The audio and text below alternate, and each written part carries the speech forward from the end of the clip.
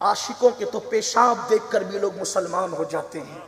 हम कैसे आशिक रसूल, हम कैसे आशिक रसूल के खुद नमाजी ना हो सके। आशिकों के पेशाब देखकर लोग मुसलमान हो गए। हम कैसे आशिक रसूल के खुद नमाजी, जो खुद नमाजी ना हो उसे इश्क रसूल के दावा करने का हक क्या है? आप कहेंगे क्या आशिकों का पेशाब देखकर भी कोई मुसलमान हुआ? हाँ, आओ देखो आशिक किसे कहते हैं। हमारे तो चेहरे देखकर भी लोग नमाजी नहीं होते, हमारे बच्चे खुद नमाजी नहीं, हमारी बीबियां खुद नमाजी नहीं। क्या आशिक रसूल कहलाने का और आशिक अहले बैत कहलाने का हमें हक क्या है? आशिकों के पेशाब देखकर, उनका यूरिन देखकर, उनका कारूरा देखकर लोग मुसलमान हो गए। ये बात मैं नहीं कह रहा अपनी तरफ से, ताउसुल उलमा सैयदुत ताइफा हजरत जुनैद बगदादी कहते हैं, मेरे मामू मेरे पीर और मुर्शिद हजरत सैयदना सिर्र सख्ती बीमार हुए। सिर्र सख्ती उस आशिक रसूल का नाम है कि जिसने पूरी जिंदगी कभी जमीन को पीठ नहीं लगाई, कभी नहीं सोते थे। सिर्र सख्ती रात भी जगते थे और दिन भी जगते थे सिर्फ इबादत कर। एक दिन सैयदुत ताइफा जुनैद बगदादी ने कहा पीर और मुर्शिद से सरकार सोते नहीं। कहने लगे जिसका महबूब जाग रहा हो उस आशिक को सोने का हक क्या है? जिसका महबूब जग रहा हो उस आशिक को सोने का हक क्या है? एक दिन सिर्र सख्ती बीमार हुए। उसी बीमारी के आलम में ताउसुल उलमा सैयदुत ताइफा हजरत जुनैद बगदादी ने कहा मुर्शिद किसी अच्छे तबीब से इलाज करा लो। फरमाया हमारे बगदाद में जितने बड़े हकीम और तबीब इस वक्त नजर आते हैं उनमें से क्या कोई यहूदी है, कोई नसरानी ईसाई है? मैं अपना हाथ किसी यहूद और नसरानी के हाथ में नहीं दे सकता। हालांकि कोई नाजायज और हराम न तलबगर जिनके रुतबे हैं सिवा, उनको सिवा मुश्किल है। मैं अपना हाथ उनके हाथ में नहीं दे सकता, ना उनके पास जाऊंगा ना उनको अपने पास आने दूंगा। हजरत जुनैद बगदादी कहते हैं मैंने अपने पीर का इलाज कराना था। मैं गया तबीब के पास जो था यहूदी या ईसाई। मैंने उससे कहा कि मेरे मामू और मेरे पीर बीमार हो गए हैं, लेकिन ना तुम्हें आने देना चाहते हैं ना वो खुद आना चाहते हैं, अपना हाथ तुम्हारे हाथों में देना नहीं चाहते क्योंकि तुम यहूदी हो।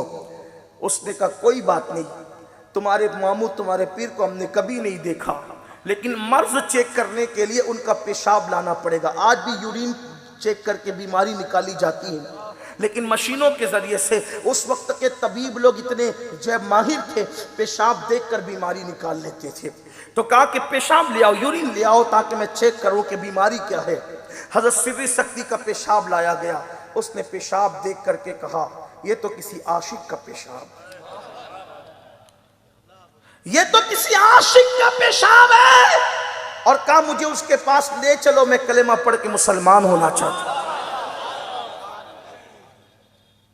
सिर्री सख्ती का पेशाब देखकर लोग मुसलमान हो गए। अपने चेहरे भी देख लें, हमारे चेहरे भी लगते हैं कि मुसलमान है। यहूद नसारा मुशरिकों की तरह चेहरे बना के रखें और गालियां देने से, नफरत करने से, बुग़्ज़ और कीने रखने से माज़अल्लाह चेहरे पे लानतें बरस रही है। हराम खाने से चेहरे पे लानतें बरस रही है। जिना करने से चेहरे पे लानतें बरस रही है। अरे मोमिनों के चेहरे तो वो थे कि लोग चेहरे देख करके मुसलमान हो जाया करते। अरे चेहरा तो बड़ी बात है, अब इससे बड़ी दलील क्या दूं? चेहरा तो चेहरा होता है, तलवा तो तलवा होता है। मोमिनों के आशिकों के पेशाब देखकर लोग कलेमा पढ़ के मुसलमान हो गए और हमारे घर को मुसलमान न कर सके। बेटियां बेपर्दा घूमे, बेटे दाढ़ी मुंडाए, बेटा काम ना करे तो बाप कहता है अगर तू काम नहीं करेगा तो मेरे घर से निकलना। कभी ये भी कहा अगर दाढ़ी मुंडाएगा तो मेरे घर से निकल जा। कभी ये भी कहा बच्चा स्कूल ना जाए तो मार पीट मचाते हो, स्कूल जा वरना खाना नहीं मिलेगा। कभी ये भी कहा नमाज नहीं पढ़ेगा तो खाना नहीं मिलेगा।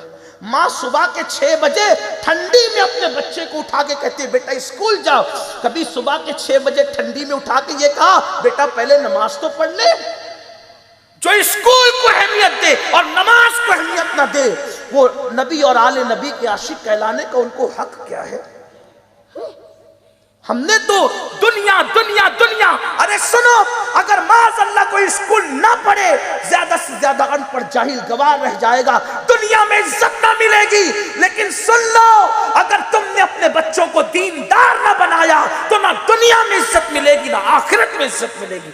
हम ये नहीं कह रहे हैं कि बच्चों को आप स्कूल ना पढ़ाओ, लेकिन स्कूल के लिए उठाने वालों पहले नमाज के लिए भी उठाओ, स्कूल के लिए मारने वालों पहले नमाज के लिए भी मारो। लेकिन क्या हो गया, हमने दीन को अहमियत नहीं दी।